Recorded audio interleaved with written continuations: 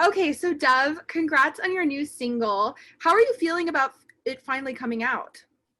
Oh, I'm so happy. I mean, I feel like I've been like, we've had it done since like January, and I've had it since the end of 2020. So I'm very, very excited for everybody to hear it and see it. Yeah. And what was the inspiration behind this track? Um, I hate a breakup song, and I went through a pretty intense breakup at the end of 2020. And I wanted to be able to turn that page and start fresh and like have that sort of like compartmentalized for myself, you know. But I didn't want to wallow, and I didn't want to make myself feel sadder, and I wanted to be able to like sort of celebrate the end of something and like put a nice little bow on it for myself. And I felt like that was important. I felt like LazyBaby helped me do that. So this track is really relatable, and the way that I mean that is I feel like everyone has gone through a breakup in their life. What do you hope that fans and listeners take away from this single? Um, I really hope that what I really wanted to give my fans was a sort of like a tool to be able to fast forward to the next part of the breakup where they are feeling on the other side of the heartache. They're feeling empowered. They're feeling in touch with themselves. They're feeling, you know, it's a bad bitch anthem. Like I keep saying, it's not a breakup song, it's a breakthrough song. It's something that like it helps you to maybe step into a part of the breakup process that you're not in yet, and it like ushers you into a sort of a healthier mindset where you can focus on yourself. That's what it did for me, and that's what I'm really hoping it does for my fans. That's a positive way I feel like of channeling that energy. So I commend you on that. What was the songwriting process like for you? Every songwriting process is different, and this one was very organic. And I got the track, I fell in love with the track, and it was just like one of those like right people, right place, right time, and it just came together like really quickly. I guess what I want to say is a lot of it is my story, but it's not entirely all my story. Like it's definitely a commentary on my breakup in some ways, but it's also an amalgamation of like a bunch of other people's breakup, right? So it was a very collaborative process. And yeah, I mean, that's my favorite thing about writing and music in general is like working with unbelievable producers and writers and everything like that. And we all just happen to be luckily on the right page at the right time in the right headspace. And I've had a chance to listen to the single, but for maybe people who will see this interview and haven't had a chance to hear it yet, how would you describe the vibes and the sounds of the track? Weirdly, I would say it's very disco. Like the track itself is very disco, very retro, very high vibe. And in terms of the energy, like I find it incredibly empowering. I think LazyBaby is the most fun. Like I listened to it, right? I actually was just talking to my songwriter friend. I was like, if you're not listening to your own music, why are you going to release it? Like you have to love it that much that you want to be listening to it yourself. And yeah, I never get sick of it. It makes me happy. It makes me want to dance. It's very high energy, high vibe, very positive, very uplifting. And yeah, if we're talking technically, it's like definitely like retro disco straight up.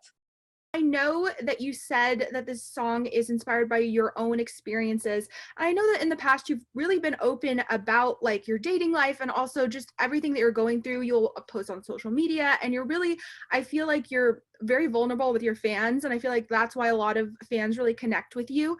Why is that something that you have always been open to sharing?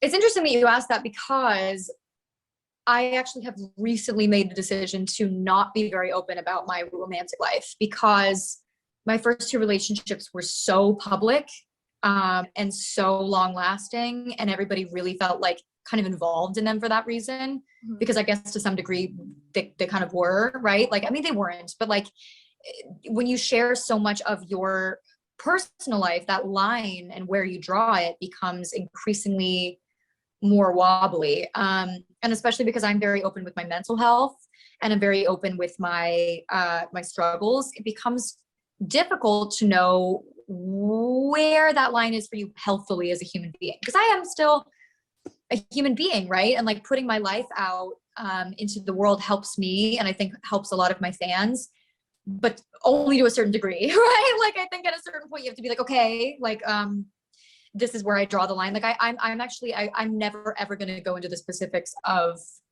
the my most recent breakup. I never will, because it is too personal to me. And because we both care about each other so much still, we're still friends. I still love the living daylights out of him. And so I've recently made that decision, like going forward, whatever relationship I'm having now or will be having, like I'm not going to do that. But in terms of my mental health, which that's where it gets slippery, right? Because you want to share about your mental health, but then it like veers into your relationships. But in terms of sharing my experience with my mental health, I think it's so important because it's such a universal thing. Like we're all struggling, and we're all struggling with kind of the same couple things. And so I always thought it was weird growing up that like there was such a stigma, especially when I was younger, about like, whoa, don't share that. It was like, why? If that person shares this, like 90 people on their street are gonna be like, oh yeah, same, right? Like it feels like such a weird thing that people have. Like it shouldn't be taboo. Like it never should have been taboo. And I think that's like a remnant left over from like a culture that was very like, you know, strength is in your stoicism, which I think is so inaccurate and so anti-human, which like I'm not in the business of being. And I think if you love yourself and you love humans well, you know, you're comfortable being vulnerable, because I think that there's so much generosity in sharing your vulnerability to whatever degree you feel comfortable with. Yeah, I feel like that whatever you do, you have to look after yourself. So I feel like that's like a great move for you, keeping those things private for you going forward. I also have to just ask, because you are such a great singer, looking forward to the future, are you wanting to put out maybe an album, maybe collaborate with some other artists? Yeah, thank you. First of all, thank you. I mean, I think probably the next step for me more naturally would be an EP. I don't think I'm in the albums take a lot. Albums take a lot of time. I feel like an EP is probably what's next for me, but definitely in the future, I would love to, I mean, release many albums, right? Like eventually. I really also want to go on tour. That feels like something that it feels like overdue.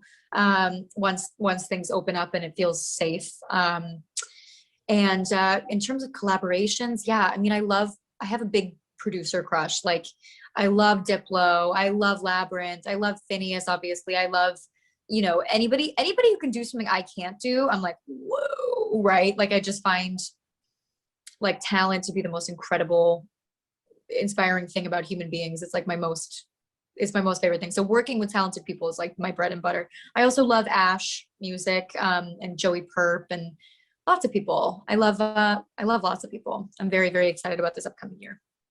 Amazing. So excited to see you on tour. I feel like that's looking like it's going to be closer in the timeline now that things are starting to get a little bit better, fingers crossed. I have to say that on top of being an amazing singer, you're also an amazing actress. And I just have to ask, because the fans are shook online. You've got a bunch of exciting projects in the works, including a live action Powerpuff Girls film. How excited are you to be a part of that? Very excited. I mean, Powerpuff Girls, I was exactly the right demo growing up for Powerpuff Girls. The fact that the show's being made at all, and then the fact that I even was seen for it, and then that I got the role, like it just feels like I like hacked some sort of like system or yeah, it feels very, very, very exciting. I can't say too much, but it's funny because I've said to my mom for like a decade now, like all the time, I'll be like, the city of Townsville is under attack. And so I called my mom immediately when I booked the role, and I was like, oh, tears. I was just gonna Yeah, ask, it feels iconic. It feels fun. It feels like something that should have happened already. So I feel very, very lucky to be part of it.